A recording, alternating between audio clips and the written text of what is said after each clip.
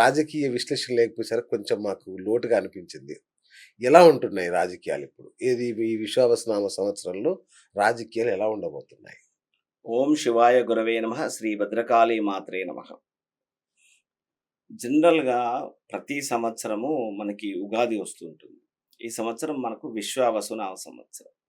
ఈ ఉగాది రాజు అంటే నవనాయకులు అనేటువంటిది నిర్ణయించబడతారు. ఈ నవనాయకులను బట్టే మనకి వర్షపాతాల గురించి గానీ, పంట పొలాల యొక్క వృద్ధి గానియండి, రాజకీయపరమైనటువంటి విషయాలన్నీ కూడా మనం వాస్తవంగా తెలుసుకోవచ్చు. అవును. అయితే ఈ సంవత్సరం అంటే రాజు అని ఎలా డిసైడ్ చేస్తారంటే, మనకి ఏ రోజైతే చైత్ర శుద్ధ పాడ్యమి అవుతుందో, ఆ రోజు అధిపతి ఎవరైతుందో రాజు అవుతారు. సో, మన గ్రహాలకి 9 గ్రహాలకి అధిపతి సూర్య భగవానుడు. ఈ సంవత్సరాన్ని గనుక మీరు గమనించినట్లయితే చైత్ర శుద్ధ పాడ్యం ఆదివారం రోజు వచ్చింది. ఓకే. సో, ఆదివారానికి అధిపతి రవి. సూర్యుడు. గ్రహాధిపతి కూడా అతనే. ఇతను తనతో పాటుగా ఏం చేశాడంటే, ఈ నవనాయకులలో ఈ యొక్క 9 పోస్టులలో సూర్యుడు ఏం చేశాడంటే, ఇంకొక 4 పోస్టులను కూడా తనే పెట్టుకున్నాడు.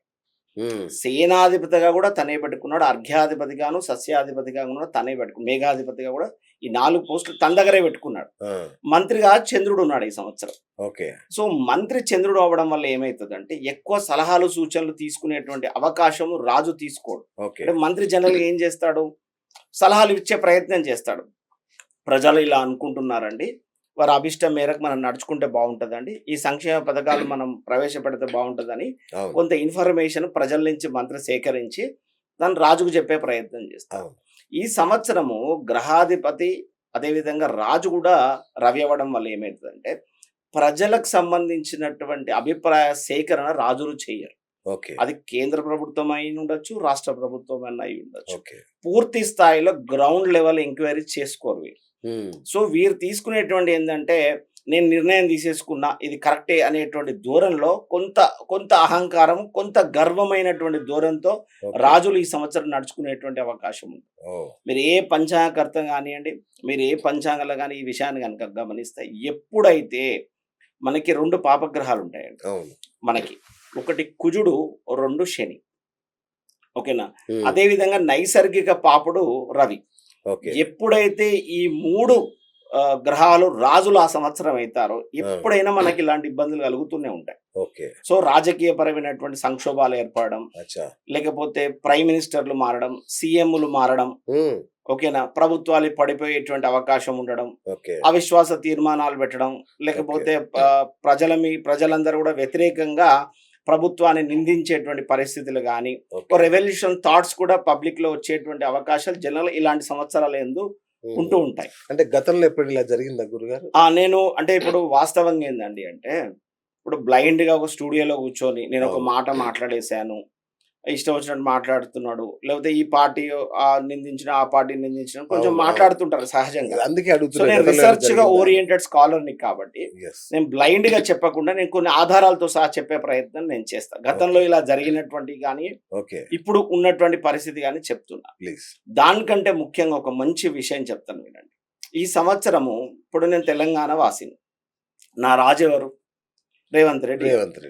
సో నేను కాదండి, ఏ బ్రాహ్మడైనా, ఏ పురోహితుడైనా, ఏ జ్యోతిష్కుడైనా, సిద్ధాంతి గారైనా, ఏ గుళ్ళో ఉన్న అర్చకుడైనా ఫస్ట్ నేను కోరుకోవాల్సింది ఏంటంటే, ప్రజలు బాగుండాలి, ప్రకృతి సహకరించాలి, పంట పొలాలు వృద్ధి చెందాలి, అలాగే నా రాజు బాగుండాలని నేను కోరుకోవాలి. కరెక్ట్.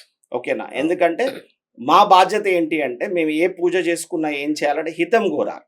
సో ఫస్ట్ నేను ఆ హితంలో, ముఖ్యమైన హితంలో ఇంకొక పాయింట్ ఏంటి, నా రాజు బాగుండాలి, ఆరోగ్యం ఉండాలి, ధర్మపరమైనటువంటి ఆలోచన విధానం కలిగి ఉండాలి, నా రాజు చెప్పినటువంటి ఒక మాటలు ప్రజలు వినాలి, లేదా ప్రజల యొక్క ఇష్టానుగుణంగా నా రాజు నడుచుకోవాలని నేను అనుకోవాలి.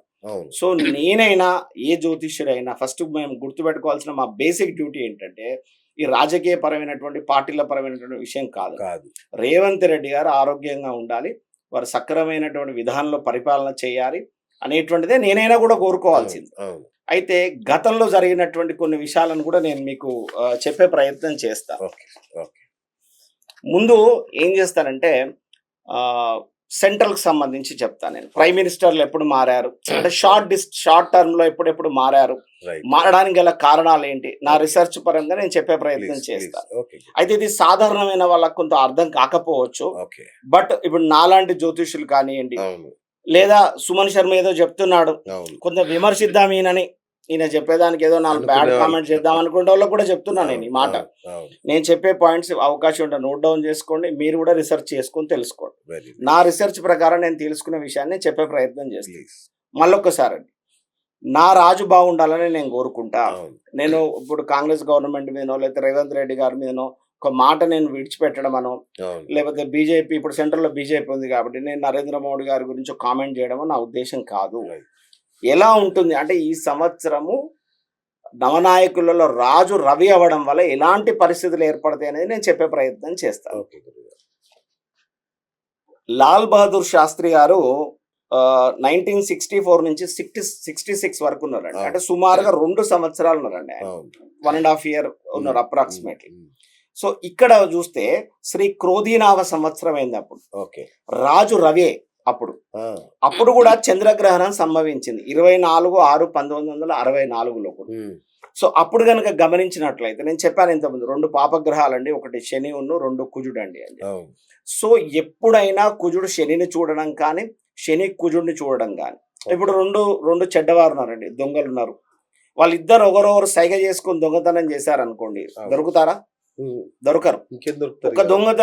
ఒక దొంగ దొంగతనం చేయడానికే తనకి ఇబ్బంది అవుతుందేమో, అదే అవును. 2 దొంగలు కనుక కలిస్తే దోచుకోవడం చాలా ఈజీ. ఈజీ అవుతుంది. అవును అలాగే జ్యోతిషంలో ఏంటంటే 2 పాపగ్రహాలు కలిస్తే ఆ విధ్వంసం కానీ నష్టం కానీ ఎప్పుడైనా ఎక్కువ కలుగుతుంది. ఉమ్, సో శని వల్ల ఏమవుతుంది అంటే పదవి గండం జరగడం కానీ, ప్రజలకు వ్యతిరేకమైన ఆలోచన విధానం కలగడం కానీ, రెవల్యూషన్ థాట్స్ అన్నిటి కూడా శని అధిపతి. ఓకే అంటే ఒక రకమైన సంక్షోభానికి శని అధిపతి.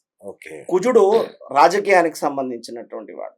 సో ఎప్పుడైనా ఒకవేళ కనుక ఈ 1964లో ఈ యొక్క లాల్ బహదూర్ శాస్త్రి గారు కనుక ఎన్నుకునే ముందు ఒక 1 month 2 months కనుక మనం గమనించినట్లయితే ఆ, ఈ కుజుడు గ్రహం శని గ్రహాన్ని చూడడం కానీ, శని అనేటువంటి గ్రహం కుజుని చూడడం కానీ జరుగుతుంది. ఓకే. కుజుడికి ఒక 2 విశేషమైన దృష్టిలు ఉన్నాయండి. ఒకటి 4వ స్థానాన్ని చూస్తాడు, 2 8వ స్థానాన్ని చూస్తాడు. ఉమ్, అదేవిధంగా శని 3వ స్థానాన్ని 10వ స్థానాన్ని చూస్తాడు. ఈ ఓకే. కాంబినేషన్స్ ప్రకారంగా అప్పుడు వారు ఆ 1.5 year ఉండడం జరిగింది. అప్పుడు చంద్రగ్రహణం కూడా సంభవించింది. ఓకే. మళ్ళీ మొరార్జీ దేశాయ్ గారు ఉన్నారు. ఎప్పటి నుంచి ఉన్నారు? మార్చ్ 24 1977 నుంచి 79 వరకు ఉన్నారు, జూలై 2028లో. ఓకే. అప్పుడు శ్రీ పింగళి నామ సంవత్సరం ఏంది, రాజు అప్పుడు రవి అండి. ఓకే. ఇప్పుడు ఎలాగైతే ఇప్పుడు మనకు రవి ఎలా ఉన్నాడో అప్పుడు ఆ సంవత్సరం కూడా, ఆ పింగళి నామ సంవత్సరంలో కూడా రాజు రవి. అప్పుడు కూడా సూర్యగ్రహణం సంభవించింది 18/4/1977లో కూడా మనకి సూర్యగ్రహణం సంభవించింది. ఓకే. దాని తర్వాత చంద్రశేఖర్ గారు ఉన్నారు. ఉమ్, నవంబర్ 10వ తారీఖు 1990 నుంచి 91 వరకే ఉన్నారు వారు. అవును ఓకేనా, చాలా షార్ట్ టర్మ్ ఉన్నారు. అవును వారు చేసినప్పుడు కూడా శ్రీ ప్రజాపతి నామ సంవత్సరంలో రాజు రవి అండి. అప్పుడు కూడా ఓకే. 26th January రోజు మనకి చంద్రగ్రహణం వచ్చింది ఆ రోజు. ఓకే. సో అదే విధంగా గుజ్రాల్ గారు ఉన్నారు. ఐకే గుజరాత్. అవును. ఐకే గుజ్రాల్ గారు ఉన్నారు. వారు ఎప్పటి నుంచి ఉన్నారు? ఏప్రిల్ 21వ తారీఖు 1997 నుంచి 98 వరకే ఉన్నారు. ఉమ్, వీరు కూడా కేవలం ఒక 11 months మాత్రమే వీరు కూడా ప్రధానమంత్రిగా ఉండడం జరిగింది. అప్పుడు కూడా శ్రీ ఈశ్వరనామ సంవత్సరం రాజు కుజుడు.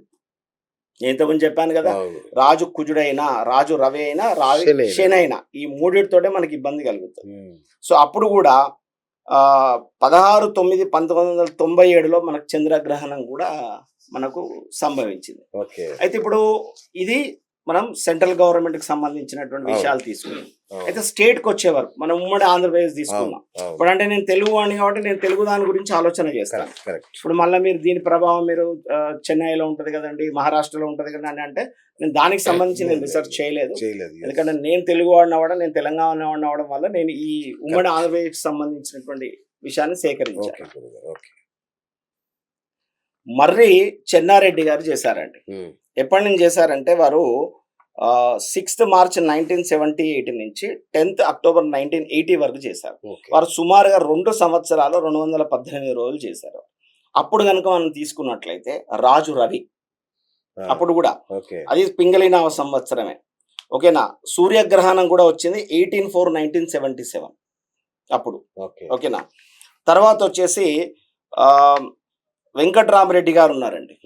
24th February 1982. ఎప్పటి వరకు ఉన్నారు? 20th September 1982 వరకే ఉన్నారు. కేవలం 208 రోజులు మాత్రమే వీరు మన ఉమ్మడి ఆంధ్రప్రదేశ్కి సీఎంగా ఉన్నారు. అవును. అప్పుడు శ్రీ దుర్మతి నామ సంవత్సరం అండి. అప్పుడు రాజు రవే అండి. అప్పుడు కూడా రాజు రవే. ఓకే. మళ్ళీ సూర్యగ్రహణం సంభవించింది 31/7/1981లో సంభవించింది.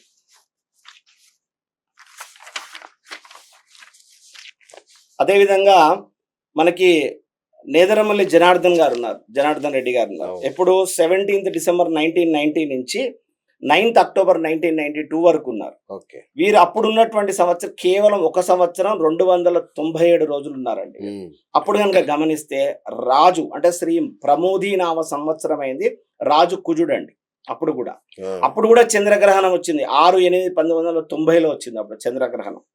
అదేవిధంగా కోట్ల విజయభాస్కర్ గారు వచ్చారు. కోట్ల విజయభాస్కర్ రెడ్డి గారు చేశారు. 9th October 1992 నుంచి 12th December 1994 వరకు ఉన్నారు. సుమారుగా 2 సంవత్సరాలు ఉన్నారు వీరు. ఓకేనా.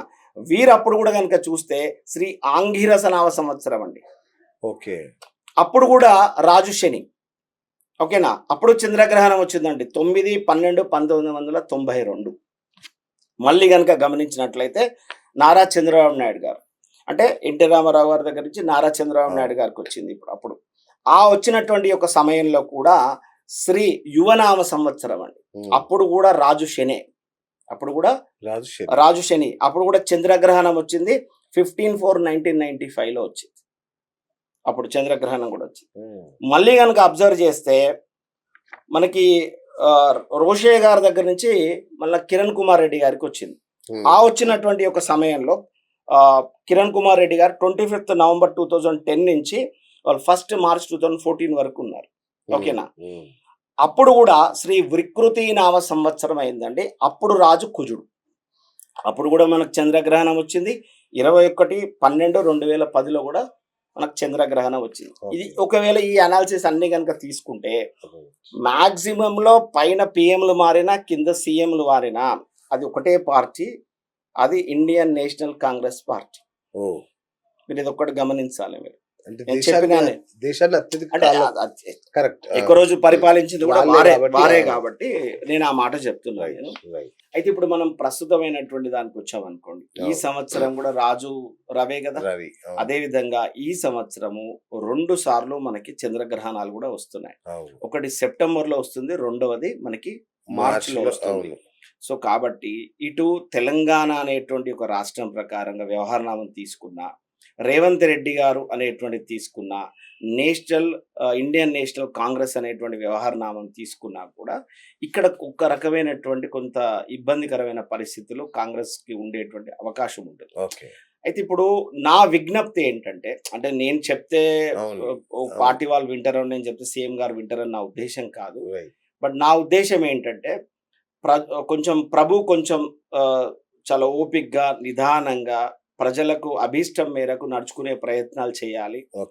ఒంటెద్దు పోకడలు పోకుండా, నేను తీసుకున్న నిర్ణయం కరెక్ట్ అనేటువంటిది వాదించకుండా కొంచెం నిదానంగా ఓపిక్గా కనుక వాళ్ళు పరిపాలన చేస్తే కొంచెం మంచి జరిగేటువంటి అవకాశం ఉంటుంది. ఎందుకంటే రాజు కాబట్టి డెఫినెట్లీ ఆ యొక్క ఇబ్బంది కలిగజేసే అవకాశం ఉంటుంది.